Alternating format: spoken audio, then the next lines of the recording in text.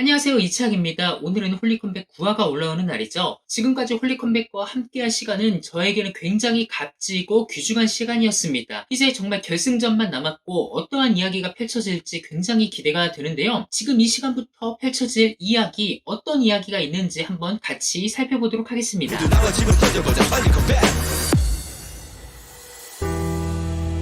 오, 이 BGM 뭐야? 홀리컴뱃 물음에 응답하라 대망의 결승전을 시작하겠습니다. 결승전에 어떻게 진행이 될지 모르겠는데 방청객들이 있다라고 한다면은 아마도 방청객에게 무슨 질문을 받지 않을까요? 이 방청객들에게 점수를 같이 채점할 수 있는 기회를 주지 않을까 싶은데요. 과연 어떤 형식으로 이야기를 꾸려갈지 계속 보도록 하죠. 결승전은 홀리컴뱃 룰로 진행이 됩니다. 홀리컴뱃 룰로 진행된다. 이거는 그거죠. 먼저 나와서 자신의 이야기를 자신이 변증을 하고 그것에 대해서 홀리 카운터를 치고 거기서에 대해서 역 홀리 카운터를 치고 이것을 바탕으로 점수를 매겨서 승자를 결정짓는 방식, 최초에 도입된 그 홀리컴뱃 룰로 지금 진행한다라고 합니다. 자, 본격적인 시작에 앞서서 특별한 게스트가 있습니다. 목사님인가? 주었던 우리 참가자 여러분들 있습니다. 아니 직관이 아니었죠. 이슬마금 현재 아데포스님과 조슈아님이 결승전에 올라오셨는데, 자, 나는 아데포스가 이길 것 같다. 손 뭐야, 한 나밖에 없어? 분이시고요. 나밖에 없어? 나 이길 것 나는 같은데 아우데포스가? 조슈아가 이길 것 같다. 손. 아, 세 분. 네, 그리고 두 분은 기권인 걸로. 저 잠시만요. 방청객분들도 오셨으니만큼 설명 이전에 홀리컴뱃이 뭔지 좀 직관적으로 방청객분들이 좀 이해할 수 있게 두 분이서 간단하게 홀리컴뱃 룰로 게임 한번 진행해 보시는 거 어떨까요? 지금요? 아, 지금 갑자기요? 질문은 아니야, 이거 각본이야. 이거 각본이야, 이거. 오케이, 그 질문은 뭐예요? 네. 지금은 이제 다원주의 세계라고 하는데 지금의 다원주의 세계관들 중에서 이제 기독교 세계관을 가장 설득력 있게 느낀 이유는 뭘까요? 왜 기독교를 진리로 믿으시나요, 두 분은? 아하. 그러니까 이거죠. 지금 다원주의 세계고 세상에는 많은 종교들이 있는데 왜 그중에서 특별히 기독교를 자신의 종교로 선택을 했느냐. 대체 기독교가 주는 특별함이 무엇이냐. 기독교의 어떤 점에 매료가 되어서 기독교를 지금 받아들이고 있느냐라는 이런 질문인 것이죠. 저는 부활이에요. 하나님의 나라와 예수 그리스도와 부활. 네. 그것이 그 승리의 신학이 제 마음을 움직였어요. 구약에서부터 계속 이어지는 그 하나님의 날, 그리고 심판과 회복과 그리고 죽음에서부터 부활한다라는 것, 하나님이 모든 악의 세상을 멸하시고 이기신다라는 것, 그런 그 내용들이 창세기부터 계시록까지 성경 신학으로 제시되고 있습니다. 입문하시는 분들에게 제가 추천드리고 싶은 책은 여기 제가 모아둔 이 책들이 있죠. 이 성경 신학 시리즈들인데요. 여기에 있는 이 책들이 좀 쉽게 나와 있어요. 그냥 약간 설교 같은 그런 느낌이에요. 여기서 보면은 제가 특별히 추천하는 것은 요 하나님의 나라 성경 신학, 그리고 새창조 성경신학, 이렇게 두 가지를 제가 추천드리고 싶습니다. 이 구약에서부터 신약까지 어떻게 하나님의 나라가 이루어지고 어떻게 하나님께서 새롭게 창조하시는가에 대한 질문이죠. 그 중에서 조금 더 깊게 보시기를 위하면 이 혼돈과 질서 성경신학 이런 것도 있고요. 대체 하나님께서 사람에게 해주신 것이 뭐냐라는 것이 궁금하신 분들에게는 이 하나님의 복 성경신학 이런 것도 있습니다. 좀 확인해 보시면 좋을 것 같아요. 네, 다원주의 시대 많은 세계관 중에서 기독교 세계관이 왜 가장 합리적이라고 생각하냐? 이 질문을 3분 만에 답하기는 굉장히 어려워요. 기독교 세계관이 뭐냐면요. 흔히 말하는 기독교 세계관은 창조, 타락, 구속이라는 일종의 그 패러다임이 제시가 됩니다. 하나님께서 세상을 창조하셨고, 근데 인간은 타락했고, 그 인간들을 구원하시기 위해 예수 그리스도가 왔다라는 것. 이 창조, 타락, 구속이라는 것을 기본 키워드로 가져가고 마지막으로 추가하는 것이 완성 혹은 승리를 가져가거든요. 하나님 나라의 완성 이런 도식을 가지고 기독교 세계관을 가르치는데 함께 읽으면 좋을 책들이 있어요. 자, 입문서 쉬운 책입니다. 니고데모의 안경, 우리는 어디서 왔고 어디로 가는가, 이런 기독교의 세계관이 어떤 세계인가를 잘 설명한 책입니다. 창조, 타락, 구속, 완성이라는 주제를 잘 드러내고 있고, 이승구 교수님께서 얘기하시는 거는 좀 조직신학적으로 접근을 하시기는 하지만 이거죠. 하나님 나라, 완성되는 하나님의 나라, 그 승리의 나라, 우리가 최종적으로 구속될 그 나라, 그 나라에 대한 이야기들을 좀 중심적으로 가져가는 책이에요. 학문적으로서 굉장히 탁월한 책이라고 할 수가 있겠습니다. 이런 책과 더불어서 또 같이 보면 좋을 책이 그 프란시스 쉐퍼의 그러면 우리는 어떻게 살 것인가, 이 세상을 우리는 어떻게 살 것인가. 이 쉐퍼도 굉장히 기독교 세계관적인 측면에서 많은 영향을 끼쳤던 사람이죠. 그런데 최근에 기독교 세계관에 대해서 다른 관점으로 제시하는 책이 하나 나왔어요. 바로 이 스칸 맥나이트가 쓴 이 하나님 나라의 비밀이라는 이 책인데요. 이 스칸 맥나이트가 이야기하는 가장 큰 비판점은 이 기독교 세계관이 보여주는 창조, 타락, 구속, 완성의 시각이 개인 구원에만 한정되어 있다라고 이야기하면서 날카롭게 비판을 합니다. 그런데 성서의 이야기가 구속의 이야기로 축소될 때 우리는 그 이야기의 많은 부분을 잃게 된다라고 이야기하면서 스칸 맥나이트가 주장하는 것은 개인 구원이 아니라 하나님의 나라의 공동체에 대한 이야기다라고 가져가고 있어요. 그러면서 새로운 질문을 던집니다. 그 세계관은 이러한 질문에 대한 답이다라고 제시하는데요. 우리는 누구인가? 우리는 어디에 있는가? 무엇이 잘못되었는가? 해결책은 무엇인가?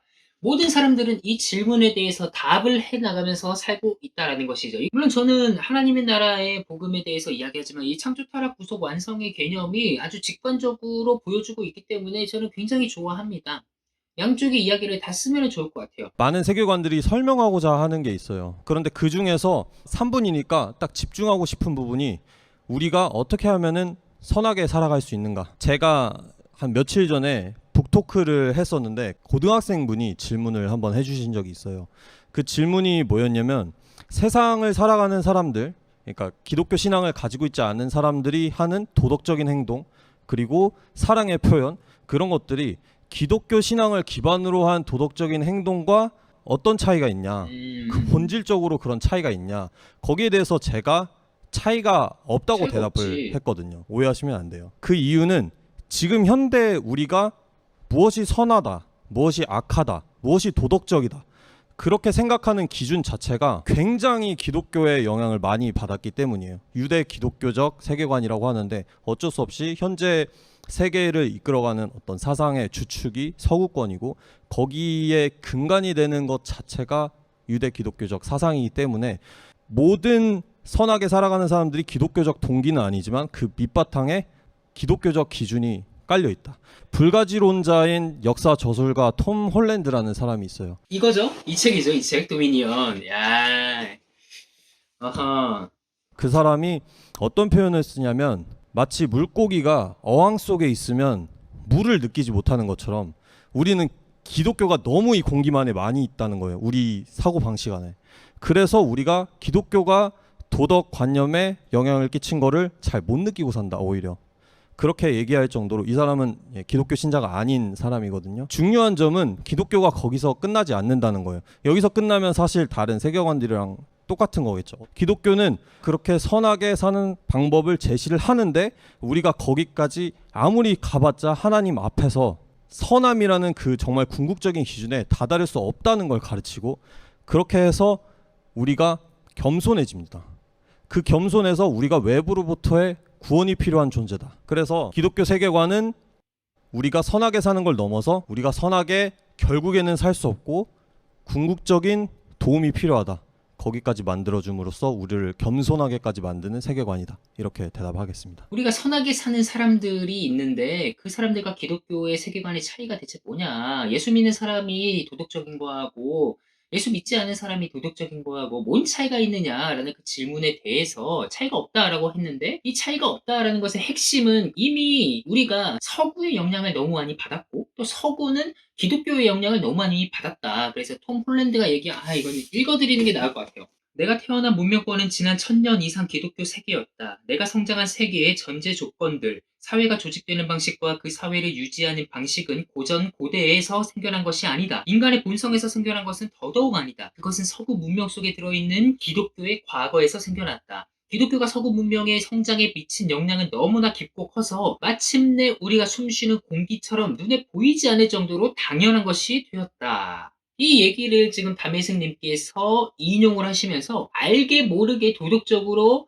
행동하려는 사람들조차도 유대 기독교적 이 세계관의 영향을 받고 있다 이렇게 주장을 하고 있어요. 이거는 리처드 도킨스가 이야기하는 거와 완전 반대되는 이야기를 하는 거죠. 도킨스는 어떻게 말을 하고 있냐면요, 종교를 가지지 않아도 도덕적일 수 있다라고 말을 하고 있습니다. 종교를 가지고 있는 사람이 도덕이나 무신론자의 도덕이나 큰 차이가 없다, 그러니까 신은 존재하지 않는다, 이런 식으로 가져가는데, 이 톰 홀랜드의 말에 의하면은 도킨스는 전제 자체를 지금 잘못 깔고 있다라는 거죠. 물론 한편으로는 이 도덕에 관해서, 그리고 협력에 관해서, 그리고 이 사람들의 선함에 관해서 다른 동기를 주장하는 책들도 있는데, 예를 들어서 이런 책들도 있죠. 협력의 진화, 이 티포텟이라는 것을 갖고 와가지고 AI를 통해서 게임 이론을 발전시켰는데, 결국에는 선한 대로 행동하는 것이 이득이기 때문에 선을 가져간다라는 그런 측면이거든요. 재밌어요, 이 책. 티포텟이라는 게, 나는 배신하지 않는다, 그런데 상대방이 배신하면은 나도 배신한다, 근데 상대방이 협력하면은 나도 협력한다라는 거거든요. 무조건적으로 관대하고 대신에 보복은 철저히 하는 그런 형식의 티포텟이라는 게 계속 게임에서 1등을 차지했다라고 이제 주장하는 그런 내용이에요. 물론 이것을 만약에 사람에게 적용하면은, 제가 이 삶을 살아가요. 어떤 사람이 있어요. 같이 협력을 해요. 그럼 저는 이제 무조건 선함을 보여주는 거예요. 나는 네 말을 무조건 따르겠다. 그럼 이 사람도 뭐 따르겠다라고 하는데, 갑자기 같이 이제 삶을 살아가다가 이 사람 배신을 해요. 그럼 나에게 손해가 끼쳐지잖아요. 그럼 저도 이제 다음번에 배신을 합니다.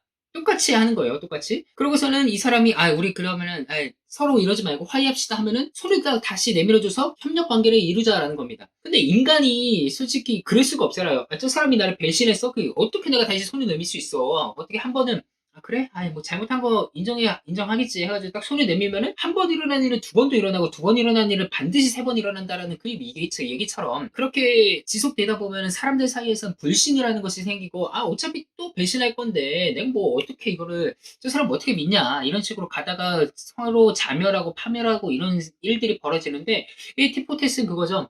무조건 신뢰해라, 대신에 보복은 확실히 해라. 이것이 게임 이론에서 1등을 가져갔다라고 이야기합니다. 그러니까 이거는 선이라는 것이 생존에 위한 측면에서 필요하기 때문에 가져간다라고 이야기하고 있는데, 기독교의 관점에서 선은 조금 더 다르게 얘기하고 있다는 거죠. 기독교가 선한 가치를 제공하기 때문에, 선한 방향성을 제시하기 때문에 이 세계관이 좋다라고만 얘기한다면, 사실 선한 가치관을 제공하는 더 좋은 방법, 더 좋은 종교도 충분히 많이 있다고 생각을 합니다. 그러니까 그것들이 정말로 이루어만 진다면 세상에 완벽한 종교, 완벽한 철학은 정말로 많다고 생각합니다. 유교도 마찬가지고 불교, 도교, 정말로 그대로 있는 대로 진행한다면, 즉 선함을 제공하는 것만으로 그 세계관이 좋다라고 이야기하기엔 좋은 대체제가 너무 많습니다. 그런데 제가 기독교 세계관이 좋다고 말하는 이유는 바로 악함의 문제 때문입니다. 첫 번째로 기독교 세계관은 세상에 철저하게 악하다고 이야기를 합니다. 근데 여기에 대한 이해를 가지고 있으면 우리가 일생을 살아가기가 굉장히 편안합니다. 일종의 도덕적 기대치를 낮출 수 있게 되는 것이죠.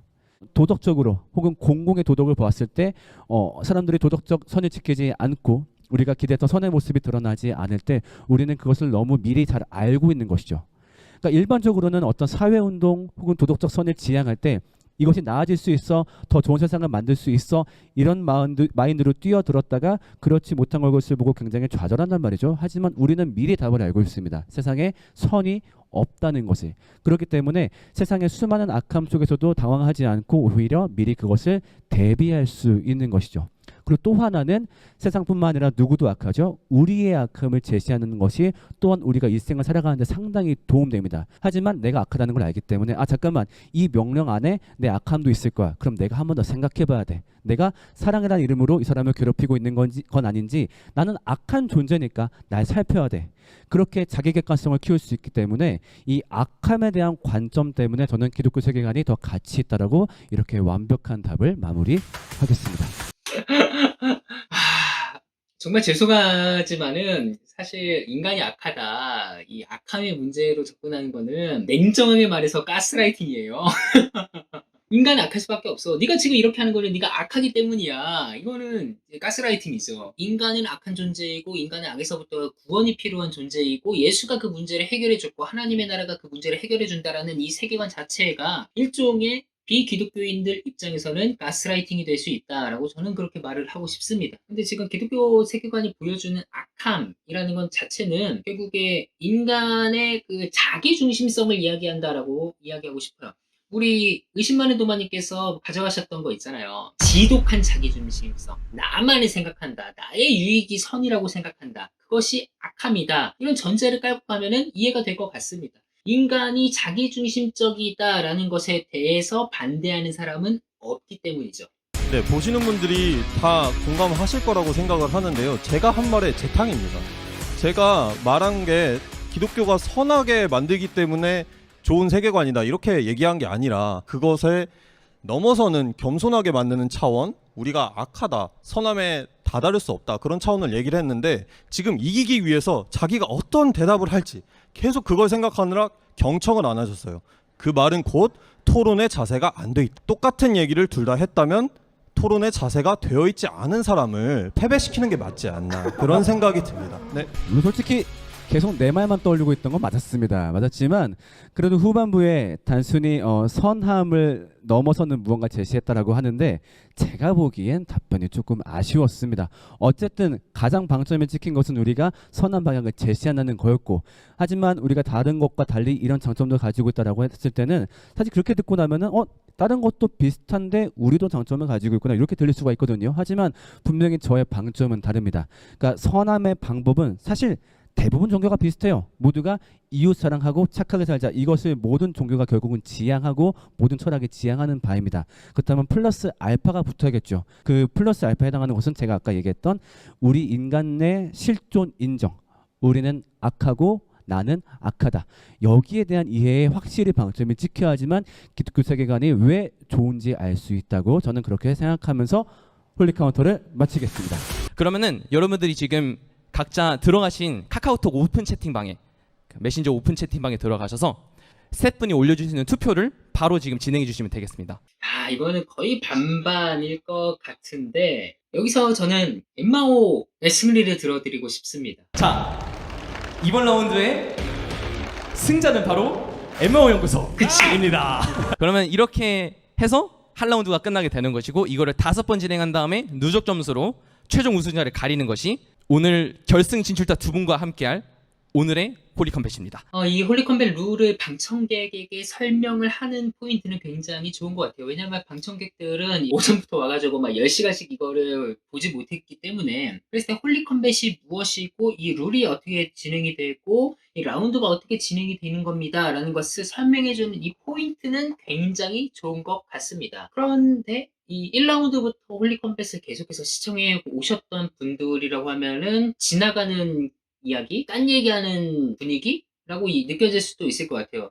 특히 지금까지 굉장히 진지하게 이야기를 끌고 왔잖아요. 7화, 8화 이렇게 해가지고 결승전에 진출할 두 사람을 모시겠습니다. 이렇게 해놓고서는 갑자기 방청객들 이렇게 와있고 이제 정말 시작하나 보다 했는데 두 사람이 나와가지고 떠들고 홀리컴뱃 룰입니다 라고 공표를 하는 순간 이 진지한 분위기는 잠깐 좀 다운되는 약간 아이스 브레이킹 같은 그런 느낌이 드는 것 같은데 호불호가 좀 갈릴 부분이라고 좀 보여집니다. 물론 이 결승전에서 홀리컴뱃을 5라운드로 펼쳐진다라는 거 이전에 유튜브에서 실시간으로 홀리컴뱃 했던 룰을 그대로 따왔습니다 라는 것을 이야기하는 측면에서는 뭐 이런 점들이 참 좋기는 하지만 그러니까 이 부분은 방청객이 아니라 홀리컴뱃을 1화부터 계속해서 시청해 오신 분들의 입장에서는 편집을 해도 괜찮았을 부분이다라고 저는 그렇게 생각을 합니다. 이거는 이제 사회자가 나와가지고 설명을 해도 충분히 괜찮을 것이다 라고 보여져요. 네, 그리고 드디어 결승에 올라온 두 사람을 모시겠습니다. 네, 본격적으로 시작하겠습니다. 네,